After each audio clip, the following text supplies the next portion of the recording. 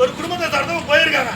இந்த இடத்துல பயங்கரவாதிகள் யார் என்னன்னே தெரியாம நீ இந்துவா அப்படி கேட்டு சுட்டிருக்காங்க. 27 பேர், ஒரு பேர் 2 பேர் அல்ல, 27 பேர் 4 பேர் துப்பாக்கி வச்சு டக்கு டக்கு டக்கு நாயை கூட நாங்க சொல்றது நிக்கிற நாடு யாரு? ஒரு நாயை கூட அடிச்சு அவட யோசிப்பாங்க.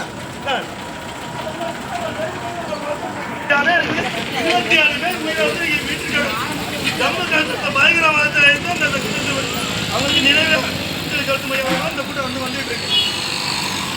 பாருங்க, அதாவது நீ ராமனாரா இல்லை செட்டியாரா இல்லை சோழனாரா நீ கவுண்டரா, நீ கலைத்தால நீ வன்னியரா இல்லை நாடாரா அப்படிதான் கேட்கலாம். சொல்லப்பட்டவங்க மேல அப்படி கேட்கவே இல்லை யாருங்க. அதே மாதிரி நீ தமிழனா, நீ கன்னடமா இல்லை நீ தெலுங்கனா இல்லை நீ மராட்டியா இப்படியும் கேட்கா எவனுங்க விட்டு கொண்டு வருவான்.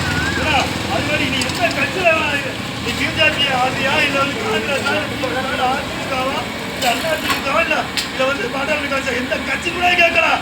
ஆனா நீ கேட்டது எல்லாமே நீ ஒரு இந்துவா, இந்து கூட ஒரு காரணத்தால உடைமைகளை சட்டையை கைட்டி பார்த்துட்டு சுமத்து பண்ணிருக்கேன் பார்த்துட்டு கொண்டிருக்கான்.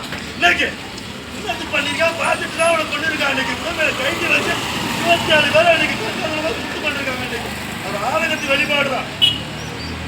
நாங்க யாருமே இஸ்லாமியர்கள் தீவிரவாதிகள் அல்ல. நாங்க சொல்றோம் தமிழ்நாட்டில் இஸ்லாமியர்கள் தீவிரவாதிகள் அல்ல அப்படிதான். ஆனா தீவிரவாதிகள் அனைவருமே இன்னைக்கு இஸ்லாமியர்கள் தான் அடிச்சு சொல்லுவான். எந்த இஸ்லாமியர்களும் கண்டனம் தெரிவிக்கலாம். எந்த இஸ்லாமியருமே தீவிரவாதிகள் கிடையாது நாங்க சொல்றோம். ஆனா இன்னைக்கு பாருங்க, தீவிரவாதிகள் அனைவருமே இன்னைக்கு இஸ்லாமியர்கள் தான் இருக்கான்.